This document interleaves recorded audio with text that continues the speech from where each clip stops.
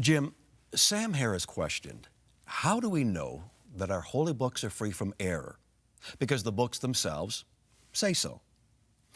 In considering the accuracy of the Gospels, how important is the relationship between time and reliability? Yeah, I think if as an atheist, I was 35, I was a non-believer. And as an atheist, I think if you just said, well, I trust that this is accurate because they say they're accurate, that would not have been sufficient for me. I had to come at it a different way. And I think that's fair for us as Christians, although we trust the Scriptures, to be able to make the case for non-believers who still have doubts. And so I think there's a relationship between how early is the document written to how reliable it is as an eyewitness account. This is one of the 4 characteristics of eyewitness testimony that we try to examine in every criminal trial.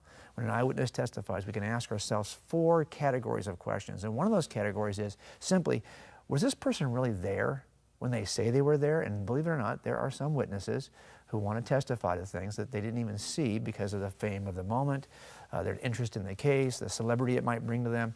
So we have to ask that question of the gospel writers. Were they actually written? Were the Gospels written early enough to have been written by eyewitnesses? This alone does not mean they're true.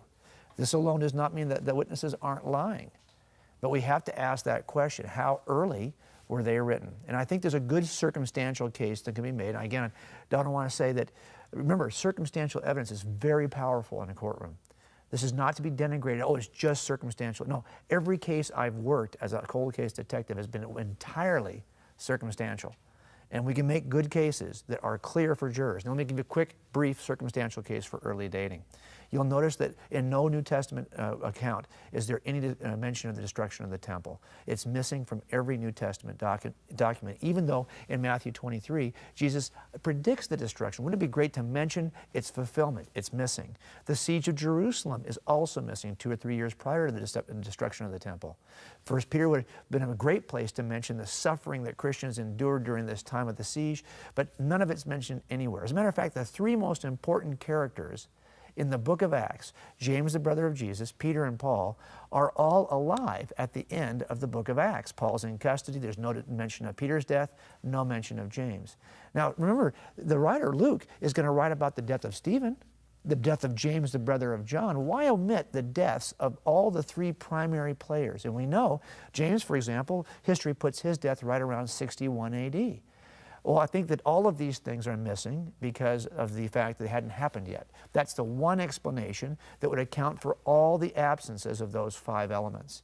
And so it's a good inference from the evidence. But in addition to that, I think there are a couple of places in 1 Timothy and 1 Corinthians where Paul seems to either be referencing directly scripture from Luke or concepts that Luke is also talking about in his scripture. There's good reason to believe, I think, that Paul is familiar with Luke's writings. And remember, the book of Acts, if we did it before 61, the death of James, we've got to put the gospel right in front of that because he says he writes the gospel first. And we've got Paul referencing the gospel as early as 53 to 57 in 1 Corinthians.